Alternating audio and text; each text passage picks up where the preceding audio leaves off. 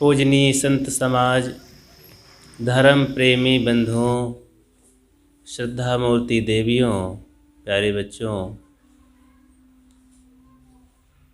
मासिक सत्संग के इस पर्व पर गुरु पूर्णिमा पर्व भी हम सब लोग मिलकर के मना रहे हैं।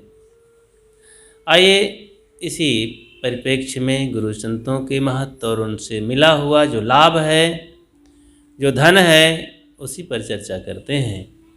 पहले एक भजन सब लोग दोहराएं।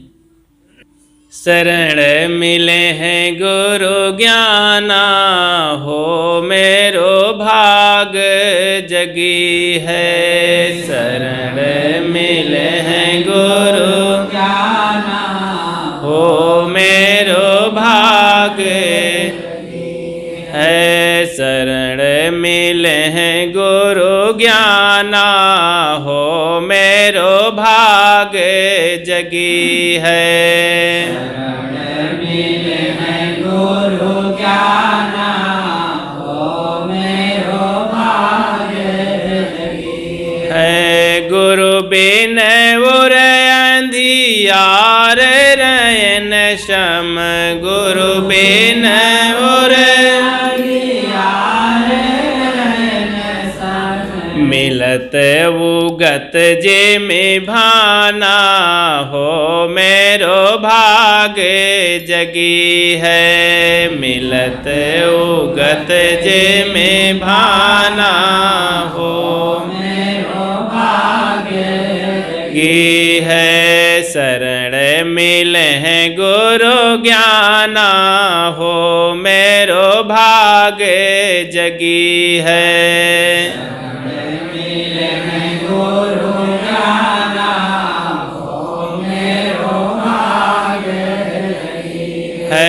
संत स्वरूप ज्ञान के मूरत, संत स्वरूप ज्ञान के मूरत पर सत तपन बुझाना, हो मेरो भाग जगी है। पर सत तपन बुझाना, मेरो भाग जगी है। शरण मिले हैं गुरु ज्ञाना, हो मेरो भाग जगी है।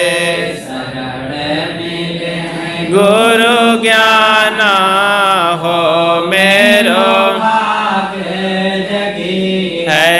बिन गुरु यम फंदा नहीं छूटे, बिन गुरु यम फंदा नहीं छूटे। कोटि कर्म करियाना, हो मेरो भाग जगी है। कोटि कर्म करियाना, हो मेरो भाग जगी है। भाग जगी है, मेरो भाग जगी है। भाग जगी है, मेरो भाग जगी है। शरण मिले हैं गुरु ज्ञाना, हो मेरो भाग जगी है। शरण मिले हैं गुरु ज्ञाना, हो मेरो भाग जगी है। तीरथ व्रत सकल गुरु शरणे, तीरथ व्रत सकल गुरु जप तप यज्ञ महाना, हो मेरो भाग जगी है। जप तप महाना, हो मेरो भाग है। शरण मिले हैं गुरु ज्ञाना, हो मेरो भाग जगी है। शरण मिले हो मेरो भाग्य है। राम कृष्ण हरे हर विधि नारद, राम कृष्ण सब गुरु चरण लोभाना, हो मेरो भाग्य जगी है। सब गुरु लोभाना, हो मेरो भाग्य है। शरण मिले गुरु ज्ञाना, हो मेरो भाग्य जगी है। शरण मिले गुरु ज्ञाना, हो मेरो भाग्य जगी है। बहुत जन्म के पुण्य उदय भयो, बहुत जन्म भयो, बहुत जन्म के पुण्य उदय भयो, बहुत जन्म भयो। सतगुरु शरण भेटाना, हो मेरो भाग्य जगी है। सतगुरु शरण भेटाना, हो मेरो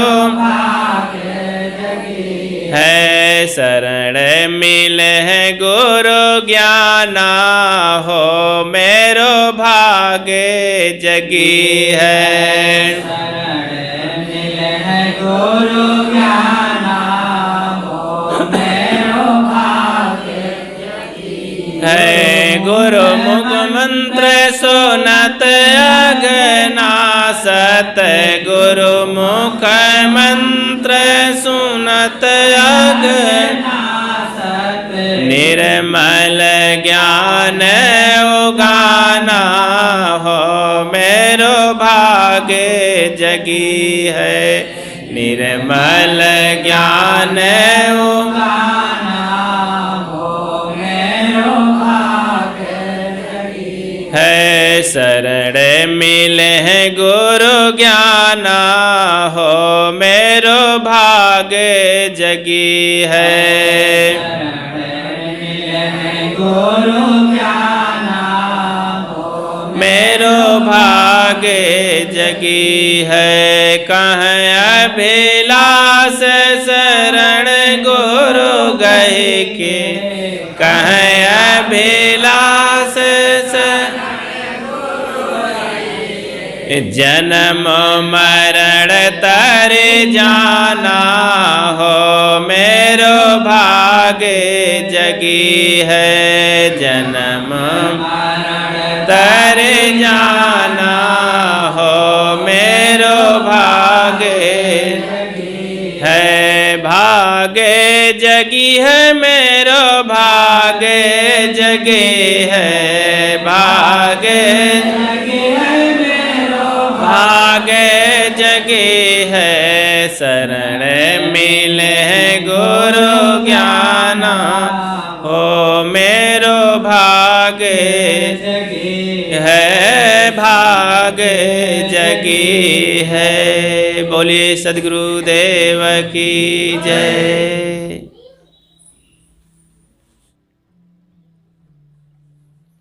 और संत गुरुजनों के द्वारा जो हम सबको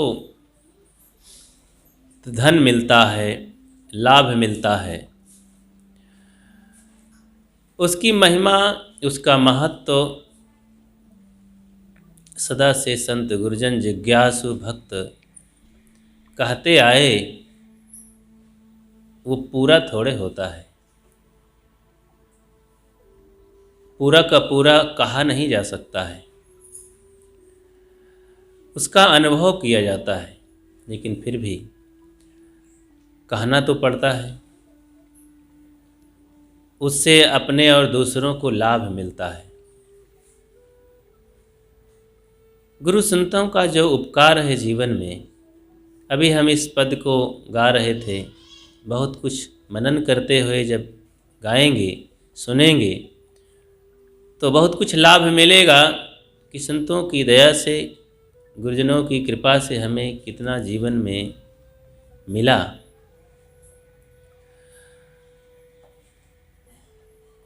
संत ज्ञान की मूर्ति हैं, बिना गुरु के यम का फंदा, यम माने कल्पना, अंधविश्वास, अज्ञान, दुख, इससे बंधन बिना गुरु के कटता नहीं है। करोड़ों उपाय करने पर भी, कितना भी संसार में पूजा पाठ, देवी देवता, पत्थर पानी मनाते रहो, उपाय करते रहो, भाग दौड़ करते रहो, वो बंधन कटने वाले नहीं हैं। गुरु संतों ने बड़ी युक्ति से अपनी दया दृष्टि करके समझाया। हाँ, उस तरह जब पात्र हो, सूरज चमकता है, लेकिन उसी लेंस में, उसी कांच में आग प्रकट होती है। कौन से कांच में जानते हैं लोग? उत्तम लेंस एक कांच है, शीशा है, तो उसमें सूर्य की तरफ दिखाओ तो आग प्रकट हो जाती है। सब कांच में नहीं प्रकट होती है।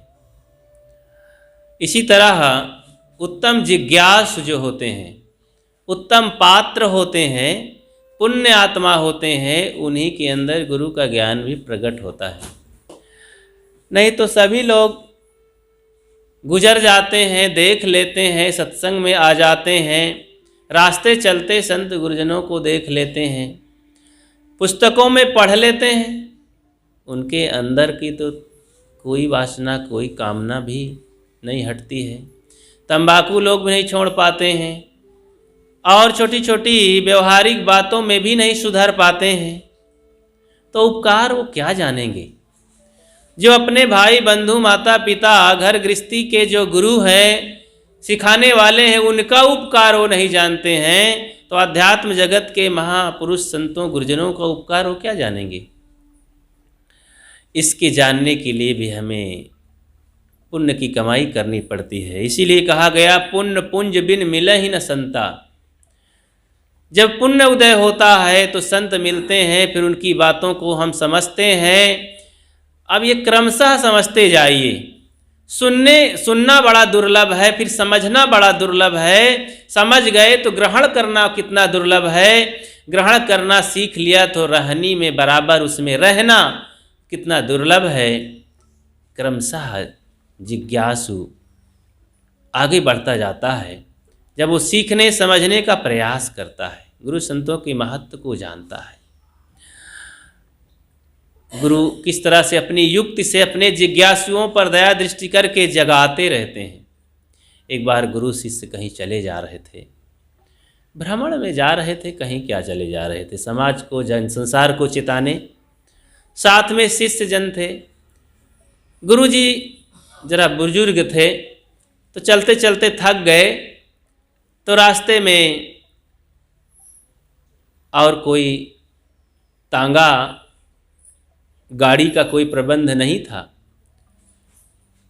कोई बीहड़ जगह थी, और वहाँ घोड़ा खच्चर यात्रा सवारी ढोते थे।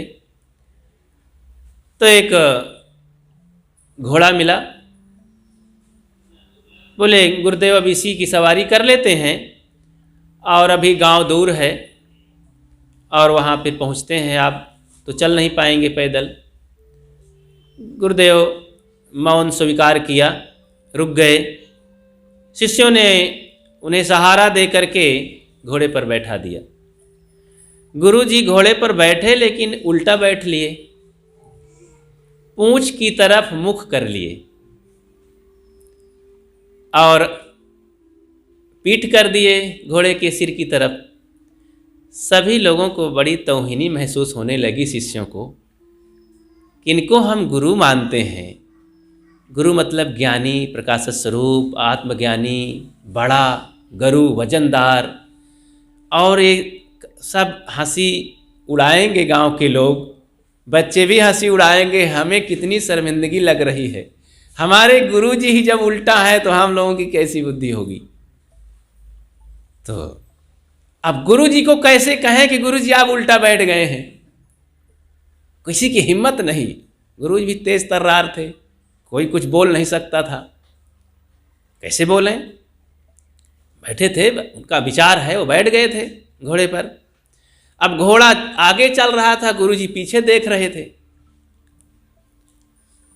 तो ऐसा चुप रहे, शिष्य कोई बोल ना सके। गांव पहुंच गया घोड़ा। जैसे बच्चे देखे तैसे उदंडता पूर्वक बोलने लगे कि देखो बाबा जी को, देखो महाराज जी को। बड़ी हंसी होने लगी। सभी शिष्य नीचे सिर कर लिए। सयाने लोग आए, वो भी खिल्ली उड़ाए कुछ। ऐसा करते धरते गांव के लोग देखे, अरे कहीं बाबा लोग हैं क्या जाने। आगे बढ़ गए, गांव क्रॉस कर गए। गांव के बाहर गए तो एक से रहा नहीं गया। बोले गुरुदेव हम लोगों की बड़ी हंसी हो रही है। बोले किस बात का? कहीं आप ये घोड़े पर उल्टा बैठे हैं। कहीं ओ मुझे भी पता है मैं उल्टा बैठा हूँ, लेकिन जानते हो मैं किस लिए उल्टा बैठा हूँ? कहीं गुरुदेव हम लोग, कहीं आप लोग बड़ी शर्मिंदगी महसूस कर रहे हैं ना, मैं जान रहा हूँ, ये भी देख रहा हूँ, लेकिन मेरे उल्टा बैठने का कारण है। मैं इसलिए उल्टा बैठा हूँ कि तुम लोगों की तरफ मुख करके बैठा रहूं, नहीं तुम लोग मटर गश्ती करोगे, गड़बड़ सड़बड़ करोगे। अब मैं तुम्हारी तरफ पीठ कर दूंगा पीठ कर दूंगा तो तुम्हारा कल्याण कैसे होगा? तुम असावधानी पूर्वक मटर गश्ती करते रह जाओगे जिंदगी में। इसलिए मैं तुम्हारे सामने नज़र गड़ा के बैठा हूँ कि तुम लोग सावधान रहना, ठीक ठाक से आना।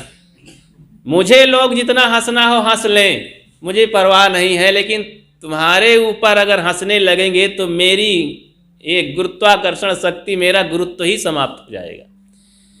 तो गुरु जी की इस कृपा दृष्टि पर भी शर्मिंदा हुए कि देखो तो गुरु जी पर हम लोग कमजोरी समझ रहे थे कि गुरु जी नहीं जानते हैं, उल्टा बैठ लिए। तो कभी कभी गुरुओं के कार्यों को देख करके लगता है कि गुरु जी में कोई ज्ञान नहीं है। बताइए, हम लोगों को शर्मिंदा कर रहे हैं? नहीं, ऐसी बात नहीं है। गुरु अपने सामान्य जीवन को भी बना करके, सहज जीवन को, साधारण सादा जीवन को बना करके भी गहरा ज्ञान समाज के लिए देते हैं, देश दुनिया के लिए देते हैं। सादा जीवन उच्च विचार, इस सादगी से, इस सहजता को देख करके संसार के लोग सोचते हैं अरे कुछ नहीं जानते।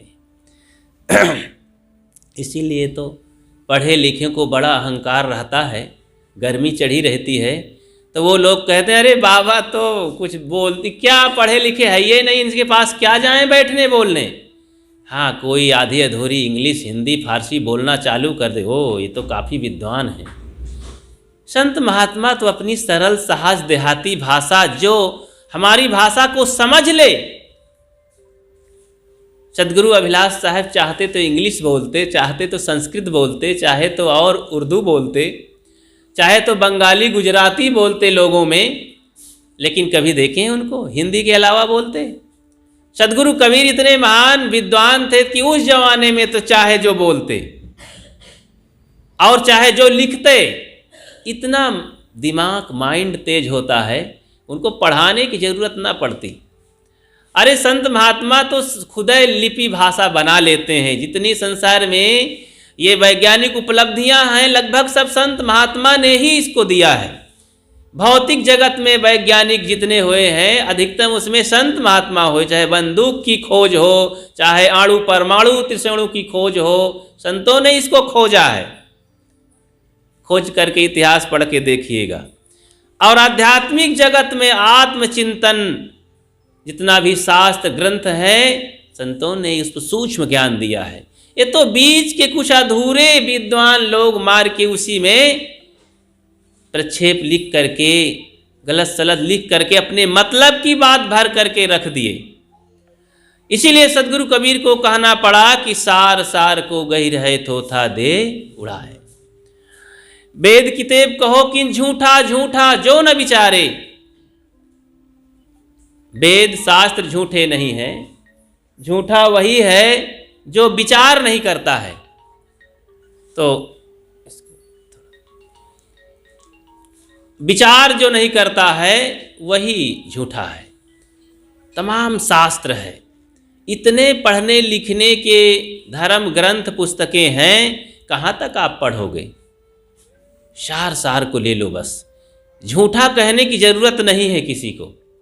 हम झूठे हैं जो कि विचार नहीं करते। अरे संसार में ये सब रहेगा, चावल भूसी दोनों रहेंगे। चावल चावल पैदा होगा क्या कहीं प्रकृति में? चावल को हमें निकालना पड़ता है, धान को कूट कूट करके, फिर पछोड़ करके चावल लेना पड़ता है। ऐसे चावल खेत में नहीं पैदा होता है। तो पुस्तकों से हमें सार सार लेना पड़ेगा, विचार विचार करके, विवेक करके। वहाँ सार सार और सही सही बहुत नहीं लिखा होगा। ग्रंथों को लिखने के लिए झूठ सांच मिलाना पड़ता है। तो बातों को बताने के लिए भी अब काल्पनिक कहानियों को जोड़ना पड़ता है समझाने के लिए। आप कहोगे महाराज ये सब कहने की ज़रूरत नहीं है, बातों को समझाने के लिए पुराने झूठी इतिहास की बातों को भी रखना पड़ता है। आप कहेंगे महाराज झूठी बातों कहते हैं। अरे बात को समझ लीजिए, उसको छोड़िए ना। तराजू उठाया जाता है जब, तो एक तरफ गल्ला रखा जाता है अनाज, और एक तरफ लोहे का बटखरा अथवा पत्थर का बटखरा रखा जाता है। तो खाया किसको जाता है? बटखरे के कि अनाज को? अनाज को खाया जाता है, बटखरा को रख दिया जाता है उधर। तो जितनी भी कहानियाँ, काल्पनिक उदाहरण, घटनाएं कही जाती हैं, उससे अपनी बातों को समझ करके उसको एक किनारे कर दिया जाता है, उनको भी नहीं लिया जाता है। बातों को हम समझ लें बस। तो समझने के लिए सारे ग्रंथों में, कथा में, किस्सा कहानी, उदाहरण, चुटकुले ये सब कहे जाते हैं। हम गुरु संतों के महत्व को समझें। जब किसी चीज का महत्व समझ लेते हैं तो जी जान लगा करके हम काम करते हैं। अब अधूरे मन से काम करते हैं तो सफल नहीं होते हैं। उसके लिए उदाहरण कह दूं, एक दिन एक कुत्ता बड़ा हट्टा कट्टा, बढ़िया मजबूत, लंबी डील डौल का, खरगोश को देखा और दौड़ाया। इतना तेज दौड़ाया, खरगोश दौड़ा, दौड़ते दौड़ते छलांग लगाते गया। सोचा कि अब तो मार डालेगा, एक झाड़ी में घुस गया। जब अंदर घुस गया तो कुत्ता आगे दौड़ा, इधर उधर दौड़ा, देखा कि अरे तो झाड़ी में है, तो अब झाड़ी में कैसे घुसे कुत्ता? नहीं जा पा रहा था। तो वहीं से निहार करके हाँफ रहा था कुत्ता। तब कुत्ता ने कहा कि अरे खरगोश, तुझसे मैं 3 गुना बड़ा हूं, तुझसे मेरे पैर भी बड़े बड़े हैं, डग भी बड़े हैं, मेरा मुख भी बड़ा है तुझसे, शरीर का वजन भी बड़ा है, लेकिन मैं तुझे पकड़ नहीं सका। मैं तुम्हें पकड़ नहीं सका, छू नहीं सका। क्या बताऊं, मुझे पश्चाताप है। तो खरगोश बोला, बहुत सही कहते हो कुत्ता भाई, आप इसलिए नहीं पकड़ पाए, जरूर आप मुझसे बड़े हैं, पैर में, शरीर में, मुख में, वजनदारी में, दौड़ने में। मैं इसलिए मुझे नहीं पकड़ पाए कि मैं जी जान से दौड़ा, क्योंकि मैं जरा सा धोखा खाता तो मेरा प्राण ही आप ले लेते। अब आप नहीं पकड़ पाए मुझे तो कोई बात नहीं, आप तो दूसरी खुराक बना लेंगे। अब मैं अगर चूक जाता दौड़ने में, ढिलाई करता, तो मेरा तो सदा के लिए राम नाम सत्य हो जाता। तुम तो भूख मिटाने के लिए मुझे दौड़ा रहे थे, नहीं भूख मिटी तुम्हारी तो अभी तो मिट जाएगी ना, दूसरा आहार खोज लेंगे। लेकिन मैं अपने जान को बचाने के लिए जी जान से दौड़ा, पूरे मन से, इसलिए आप मुझे छू नहीं पाए। इसी तरह संसार की कुछ चीज़ें ऐसी है, अरे पैसा ज़्यादा नहीं होगा तो गुजर बसर तो होगा, ज़्यादा कपड़े नहीं होंगे तो गुजर बसर तो हो जाएगा ना। ज़्यादा भोजन पानी नहीं मिलेगा तो 3 टाइम नहीं मिलेगा, 1 टाइम तो मिलेगा। ज़्यादा लड़के बच्चों की परवरिश, धन मकान नहीं बन पाएंगे, कुछ तो होगा जीवन गुजर बसर का, सहज ही हो जाएगा। मतलब भौतिक उपलब्धियों में कसर भी हो जाए तो चलेगा, कोई बात नहीं, इधर से उधर से कहीं ना कहीं से पूर्ण हो करके जीवन गुजर बसर हो जाएगा। लेकिन बंधुओं, अध्यात्म की तरफ, धर्म परमार्थ की तरफ जी जान से लगना चाहिए। तो आत्मा की खुराक मिल जाती है, आत्म की रक्षा हो जाती है, आत्म कल्याण हो जाता है, दोष दुर्गुणों को खत्म करने के लिए पूरी शक्ति आ जाती है। नहीं तो चूक जाएंगे तो जीवन समाप्त हो जाएगा, तो ये काम फिर पड़ा रहेगा, तो हम सदा के लिए उसी नरक में, गड्ढे में पड़ जाएंगे। तो पुनरपि जन्म पुनरपि मरणम, ये हाल, ये चक्र में पड़े रह जाएंगे। तो धर्म परमार्थ की तरफ, अपने स्वरूप की तरफ, ध्यान चिंतन की तरफ, अपने दोषों दुर्गुणों को मिटाने के लिए जी जान से काम करना चाहिए। इधर अगर काम रह गया, इधर चूक गए, इधर ढिलाई हुई, आधे मन से लगे, तो जानते हैं फिर ये काम बनने वाला नहीं है। फिर ये साथी बराती कोई सहयोगी नहीं होंगे इसमें। बाहर तो खाने खिलाने, पहनने ओढ़ने, घर गृहस्थी, आने जाने में साथी बन जाएंगे, लेकिन धर्म परमार्थ में फिर कोई साथी नहीं बनेंगे। अंतिम में संत गुरुजन सलाह देते हैं, मार्गदर्शन देते हैं। उनकी ये बहुत बड़ी कृपा है, इस कृपा का बखान नहीं किया जा सकता है। इसलिए हम सब संत गुरुजनों के महत्व को समझें। अभी श्रवण कर रहे थे गुरु का कितना बड़ा महत्व होता है। पहले हम अपने घर गृहस्थी के गुरु को समझ लें, फिर सद्गुरु के महत्व को समझेंगे। जब सामान्य इस शरीर को पैदा करने वाले माता पिता गुरु हैं, कुछ सहयोग सिखाने पढ़ाने वाले भाई बंधु, दादा काका और भी बहुत से लोग, मित्रगण, मास्टर डॉक्टर, ये सब गुरु हैं। समस्त लोग समझो गुरु हैं। जहाँ जहाँ से हम शिक्षा लेते हैं, एक एक बात सीखते हैं, सब गुरु हैं। तो फिर पूरा संसार गुरु है हमारा। यहाँ तक कि प्रकृति से भी सीखते हैं, तो ये सब मानो गुरु हैं। गुरु का महत्व समझते हैं, कितना उपकृत हैं इस संसार से। इसीलिए हम समाज में, संसार में सेवा करते हैं। यहाँ तक कि जड़ पदार्थों को भी संभाल करके हम उसका व्यवहार में उपयोग करते हैं। यहाँ तक कि जूता चप्पल को भी संभाल के रखते हैं, उस पर दूसरे के जूतों पर पैर नहीं रखते हैं। और घर द्वार को भी बड़ी प्रेम से उपयोग करते हैं। सब कुछ को तथागत बुद्ध जब उनका बुद्धत्व प्राप्त हुआ तो उनके पास कुछ बच्चे आए और सुजाता थी, वो लड़की कुमारी, जंगलवासी कोई की पुत्री थी। तो सुजाता सब फेमस है, सब लोग जानते हैं। अंतिम जो खीर खिलाया था, तो पास में कुछ बच्चों के सहित आई, कुछ सहेलियों के सहित। तो कुछ खाने पीने की चीज़ें, तो ऊपर से पत्ते गिर रहे थे पीपल के, तो पत्ते उठाए तो समझाना चालू किए, देखिए इस पत्ते में पूरा संसार दिखाई दे रहा है। और फिर संतरा उठाए उन्हीं के टोकरी से, क्योंकि खाने के लिए ले गए थे, उठाए, इस संतरे में देखो पूरा संसार है। तो कैसे कैसे पूरी प्रकृति समाई हुई है। तो जब हम मनन चिंतन पूर्वक गहराई से देखते हैं, संवेदना के साथ देखते हैं, तो किसी वस्तु में पूरा संसार दिखाई देता है। अब ऐसे तो कुछ भी नहीं दिखाई देता है। जब हम संसार को देखते हैं तो महत्व समझ में आता है। गुरुजी कहते थे ना, अक्सर प्रवचन सत्संग सुने होंगे, क्योंकि यहाँ के तो लोग बहुत जाते थे इलाहाबाद। आज पुस्तक कैसेट सुनते हैं, पढ़ते हैं।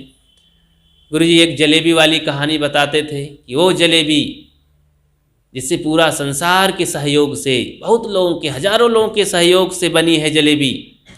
तो लोहा को गिनाए, मैदा को गिनाए, तेल को गिनाए, चीनी को गिनाए। अब एक चीनी को ले लो, कितना सहयोग से चीनी बनती है। कड़ाही को ले लो, अरे तो पूरा संसार जुड़ जाएगा उसी में। तो ऐसे ही हमारा शरीर यहाँ पल पुस रहा है पूरे संसार के सहयोग से। इसीलिए गुरुजन समझाते हैं कि कर्तव्य समझो, करते चलो सबका, ऐसा कुछ जो जिस लायक हो काम करो, सेवा करो जिसके जो लायक हो। रास्ता चलते हो, रास्ता में कांटा पड़ा उसे हटा दो, एक सेवा हो गई। कंकड़ हटा दो, सेवा हो गई। रास्ते में थूको नहीं, सेवा आप कर रहे हैं। तो धूल उड़ाते मत चलो, आप सेवा कर रहे हैं। हल्ला गुल्ला मत करो, सावधानी से चलो, किसी को कष्ट न पहुंचाओ, सेवा कर रहे हैं। तो ध्यान रख करके जब काम करेंगे, कोई भी व्यवहार का काम, तो समझो सेवा कर रहे हैं। बहुत बड़ी बात है व्यवहारिक जगत में। तो बाहर के गुरुओं को हम समझें कि उनका कितना उपकार है, तो किसी के साथ हम अन्याय करने के लिए तैयार होंगे? हमारा दिल कभी ऐसा कर सकता है? किसी को कष्ट पहुंचाने के लिए, गाली देने के लिए, उल्टा पुल्टा कहने के लिए, कटु कुटा नहीं हो सकता है, क्योंकि हम उस गुरुत्व को समझ रहे हैं। फिर आगे विचार करें कि इन कुछ भौतिक चीज़ों को देने वाले, भौतिक सहयोग देने वाले गुरुओं का कितना बड़ा महत्व है। फिर आध्यात्मिक गुरु की तरफ ध्यान दें, संतों गुरुजनों की तरफ, कि जो माता पिता भाई बंधु डॉक्टर मास्टर से हमें नहीं मिल सकता था, लाखों रुपए देने पर भी, पूरी जिंदगी उनकी सेवा करने पर भी वो चीज़ नहीं मिल सकती थी, संत गुरुजनों से हमें थोड़े से सेवा सहयोग से मिल गया, बंदगी दंडवत से मिल गया, उनके पास सत्संग में जाने से मिल गया, कुछ खुराक भोजन देने से मिल गया, कुछ समय उनके दर्शन पर्शन करने से मिल गया। वो चीज़ें मिलने लगी। कितना बड़ा सहयोग है, कितनी बड़ी बात है। जो चीज़ देखो, एक पेट धंधा को पूरा करने के लिए लाखों करोड़ों रुपए देकर पढ़ते हैं कॉलेजों में, यूनिवर्सिटियों में। एक बड़ा अधिकारी बनने के लिए आईएएस की तैयारी करो, चाहे और कोई इंजीनियरिंग करो, और भी बड़ी बड़ी सब पढ़ाइयाँ हैं कि करोड़ों रुपए लग जाते हैं कभी कभी। तो लेकिन क्या है, वो पेट पालने के लिए पढ़ाई है। कहाँ तक जाएंगे आप? और अंततः पश्चाताप है। अगर वही बड़ा अधिकारी बुढ़ा हुआ, सब धन बैंक में है, खजाने में है, तिजोरी में है, बच्चों के अब वो गिरफ्त में हो गया है, कागज में है, कोई फाइल में है, अपने पास कुछ पड़ा है, लेकिन अब उठ नहीं पा रहे हैं।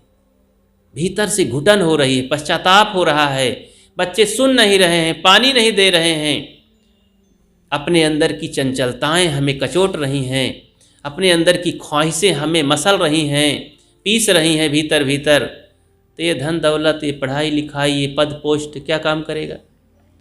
अगर उस समय गुरु का ज्ञान है, जो हमको कुछ सेवा और टाइम देने से, कुछ गुरु के पास दर्शन पर्शन करने से वो ज्ञान मिल गया है,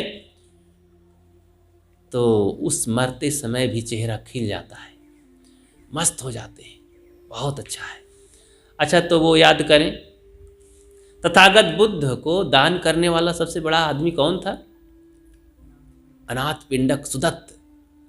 तो वो अपने खजाने को खाली करके और जमीन लिया था, एक जंगल को खरीदा था सोने के सिक्के दे करके। अजात शत्रु, क्या नाम था? प्रसेनजित। प्रसेनजित के जंगल में रहने लायक था कि तथागत बुद्ध हजारों भिक्षुओं सहित कहाँ रहेंगे, उनके लायक कोई सुंदर जंगल होना चाहिए, एकांत शांत, जहाँ की रहकर चारों तरफ वो अपना प्रचार प्रसार कर सकें। तो बोले ये जंगल होना चाहिए। कौन सा जंगल? वेणु वन। वेणु वन था उसका नाम। तो वहाँ पर उसको लेने की बात थी, लेकिन वो कब्जे में था। राज्य में किसके आता था? प्रसेनजित के। वो विरोधी था तथागत बुद्ध का। उसके राज्य पहले जहाँ उनका जन्म स्थान था, उस सब के विरोधी थे। तो कहा, बोले मुझे, सुदत्त ने कहा, राजन मुझे ये चाहिए। बोले मैं और किसी की बात करते तो दे सकता था, लेकिन उनके लिए कैसे दे सकता हूँ? कहीं नहीं, आप दीजिए। कहीं तो फिर एक बात है, तो सोने के सिक्के जितना तुम बिछा सको जमीन में उतना जमीन ले लो। तो वो भी आ गए दान धर्म सेवा में, गुरु भक्ति में। तो इतना भी पूरे जंगल में वो बिछा दिया सोने के सिक्के, एक सुई के बराबर भी वो जगह खाली नहीं रखी। देख करके प्रसेनजीत की आंखें फटी की फटी रह गईं कि गजब हो गया। मैं राजा हो करके इतना कभी सोचा भी नहीं था कि ये आदमी कुछ कर पाएगा। इसीलिए बड़ी बोली बोल दिया कि ये चला जाएगा अपना मुंह ले करके, इतना सिक्का कहाँ बिछा पाएगा, सोना दे पाएगा। और सुदत्त ने पूरा जंगल ढांक दिया सोने के सिक्के से। ये गुरु की सेवा है। और खाली कर दिया अपना खजाना। तब पास में गया प्रसेनजीत और कहा कि आप ये क्या कर डाले, आप अपना खजाना खाली कर डाले। कहीं राजन, आप इतने के लिए आश्चर्य मान रहे हैं?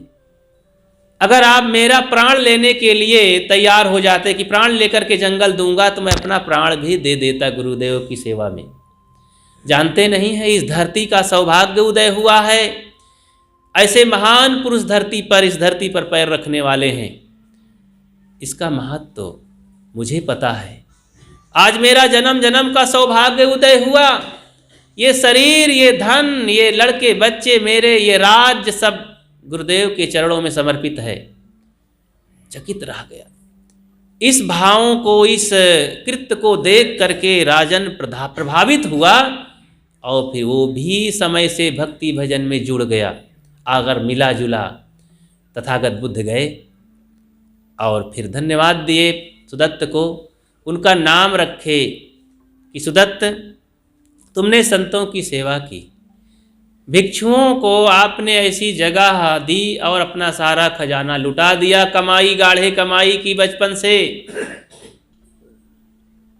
तुम्हारा आज नाम है, नाम से आज से पड़ता है अनाथ पिंडक, क्योंकि तुम इस शरीर रूपी पिंडी से समाज की और संतों की सेवा कर दी, इस पिंडी को समर्पित कर दिया है।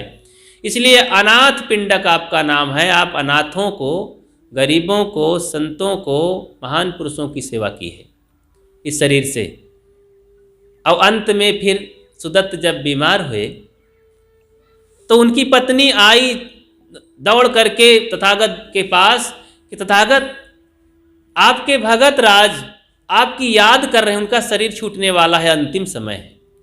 तब वहीं पर जल्दी से तथागत बुद्ध बिना देर किए हुए अपने भिक्षुओं को लेकर के ऐसे दानी के पास जाते हैं। चल करके, बीमार लेटे थे, बेहोश थे, सांसें चल रही थी, काफ़ी समय समय में बोल लेते थे, घुट रहे थे, भयभीत थे, याद कर रहे थे कि मेरे गुरुदेव को बुलाओ। जाते हैं, खाट में बैठ जाते हैं तथागत और सहलाते हैं उसके मस्तक को, हाथ को पकड़ करके सहलाते हैं। कहते हैं सुदत्त, घबराओ नहीं। तुम घबराए हुए हो? हाँ भगवान, मैं घबराया हुआ हूँ। ऐसी कुछ बातें करते हैं। कहना, अच्छा मेरे साथ कुछ बोलो। तुम जो मेरे साथ तुम कहो जैसा मैं कहता हूँ। मैं शरीर नहीं हूँ, मैं शरीर नहीं हूँ।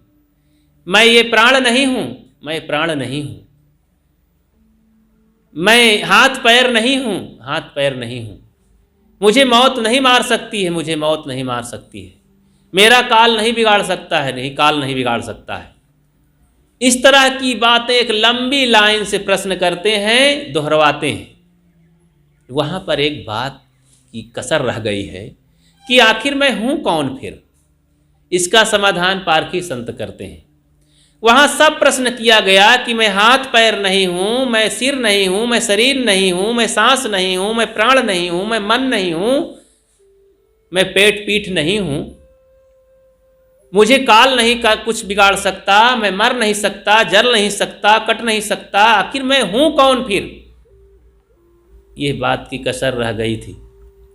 लेकिन फिर भी उन्हें ये सांत्वना दे करके निर्भय कर दिया गया। सुदत्त निर्भय हो गया अनाथ पिंडक और शांति से शरीर छोड़ा, कह करके कि भगवान, मैं आपके दर्शन से, आपके इस प्रश्नों से निर्भय हो गया हूँ। अब मैं हूँ, मतलब बोध हुआ वहाँ पर फिर कि मैं ये सब नहीं हूँ, मुझे मौत नहीं मार सकती, तो मेरी मौत होती भी नहीं, मैं मरता वरता नहीं हूँ, मैं तो अजर अमर अविनाशी हूँ। यह बोध हुआ भीतर से, लेकिन कहा नहीं गया, वहाँ पर ग्रंथों में लिखा नहीं गया। लेकिन तथागत ने लिखा, दूसरी भाषा में लिखा। तो इस तरह से पारक सिद्धांत साफ निर्णय करता है, अन्य जगहों में निर्णय नहीं है। निर्णय न होने से दुविधा में संसार के लोग, धर्माचार्य लोग पड़े रह जाते हैं। सदगुरु कबीर ने इसीलिए कहा कि दिल में खोज दिलहि माँ खोजो, यह करी माँ रामा। हृदय बसे तहि राम न जाना, हृदय में बसने वाले इस अंतरात्मा को, जीव को, राम को जानो, इसको जानो समझो। यही तो बोल डोल रहा है, यही तो कर रहा है, यही तो संचालक है। तो इसलिए हम भीतर के राम को, भगवान को, मालिक को, परमात्मा को जाने। गुरुजन हमें यही बताते हैं। ये हमारा अनमोल धन है। इसी धन के लिए हम अनादिकाल से निर्धन भिखारी बने भटक रहे हैं।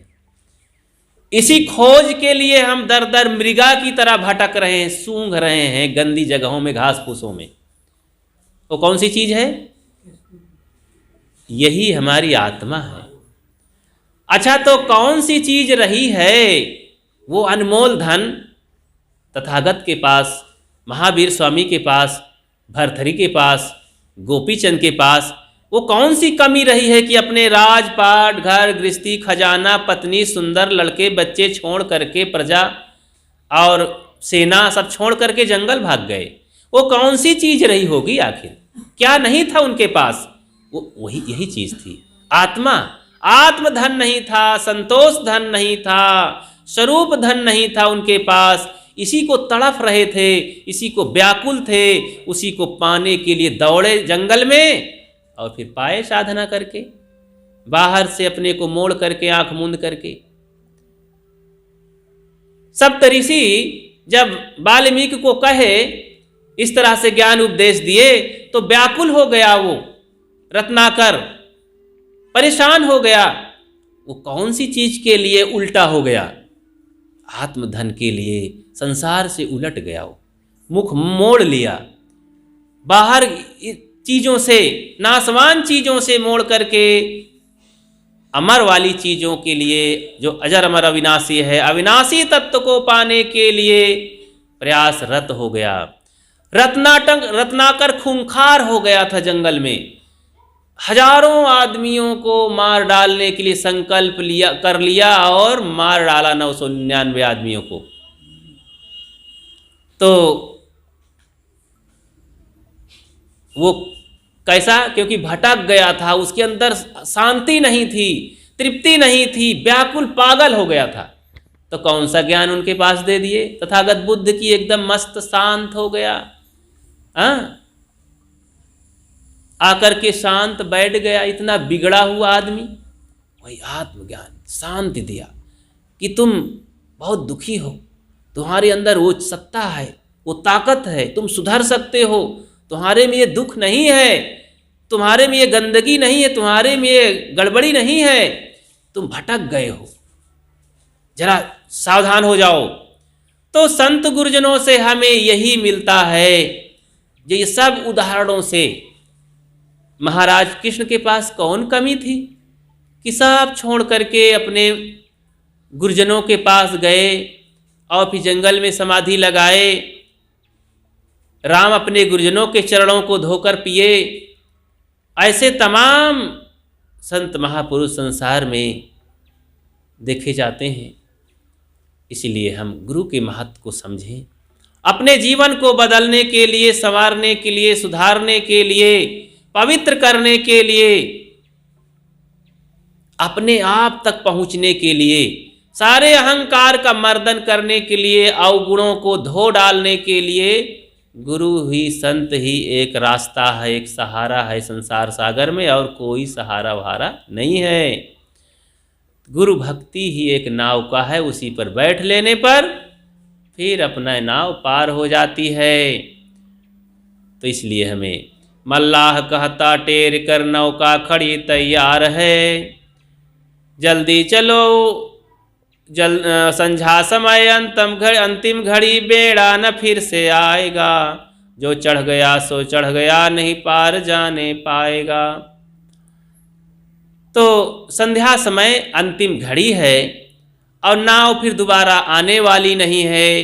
गुरु संत जोर से कहते हैं कि इस भक्ति रूपी नाव का पर चढ़ लो, इस संसार सागर से पार हो जाओ, नहीं अंतिम में फिर ये नाव लौटने वाली नहीं है, ये शरीर फिर से मिलने वाली है क्या? जो चूक गया सो उसका नहीं ठिकाना, ऐ मोक्ष मार्गी संभल संभल कर। इसलिए गुरु के महत्व को समझ करके अपने भीतर, जब गुरु के महत्व को समझ जाएंगे ना बाहर वाले गुरु को, तो भीतर वाला गुरु प्रकट हो जाएगा। कौन है गुरु? आत्मा। इसी के लिए हमारे ऋषियों ने कहा स्वस्वरूप अनुसंधानम भक्तिरिति विधीयते। स्वरूप का अनुसंधान करो, अनुसंधान करो। लेकिन ये ऐसा विकट काम है कि बिना पूज्य अनुरागो भक्ति, बिना पूज्य के प्रति काम ही नहीं बनता है। पूज्य हमारे संत गुरु हैं, साधक हैं, इनकी संगति करो, ये युक्ति देते हैं, सहारा देते हैं। इनकी सेवा से हमारा मन जहाँ पवित्र हो गया, साफ हो गया, तो दर्शन को दिल चाहिए तो दर्पण मांजत रहिए। इसलिए अपने मन रूपी दर्पण को साफ करें, स्वच्छ करें, तो आत्मदर्शन होगा। ये गुरु भक्ति का फल है। इसी फल को पाने के लिए हमें गुरु संतों की भक्ति, सेवा, दर्शन, साधना, भजन करके करने की ये जहमत उठानी पड़ती है। इस जहमत को उठाए बिना ये काम बनता नहीं है। इसीलिए इस जहमत नहीं है, ये परम पवित्र काम है। इस परम पवित्र काम को करें ताकि हमारा जीवन सफल हो। आप सबको बहुत बहुत धन्यवाद। इस अवसर पर आए, बारिश में झमाझम बारिश हुई, कोई तो भीगते हुए आ गए, और यहाँ बहुत देर से बैठे बैठे देखो अब दूर से आ गए।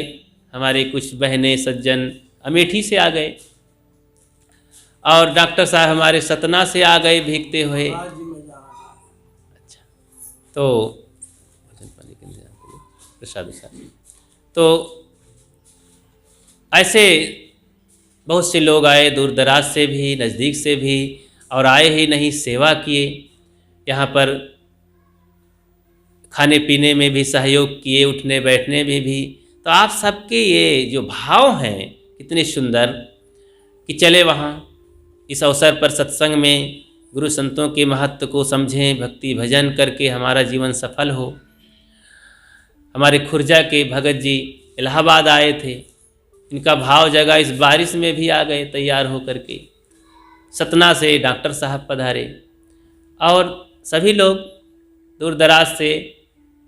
देखो मंझनपुर के भगत जी, जो कि बाबूजी हर बार प्रसाद खिलाते हैं, लड्डू केला, अब की बार भी। एदिलपुर के मास्टर साहब किसी भी खुशी में सब सेवा करते हैं, धन से, तन से, मन से। तो इस तरह से सेवा करके अपने चित्त को प्रसन्न किया जाता है, पवित्र किया जाता है, भक्ति को मजबूत किया जाता है। जब भक्ति हमारी मजबूत हो जाती है तो इसमें सभी सद्गुणों का जन्म हो जाता है। दुर्गुण कमज़ोर पड़ने लगते हैं। दुर्गुण कमज़ोर हो गया तो ध्वस्त हो गया, तो हमारी आत्मा जग गई और स्वयं कल्याण होने लगता है। इसलिए आप सबको बहुत बहुत धन्यवाद। इस अवसर पर आए संत आश्रम की ओर से आप सबको बहुत बहुत बधाई। आप ऐसे आते रहें, नए परिवार में सुखी जीवन जिएं, हंसी खुशी से रह करके जीवन सफल करें। बोलिए सद्गुरु देव की जय।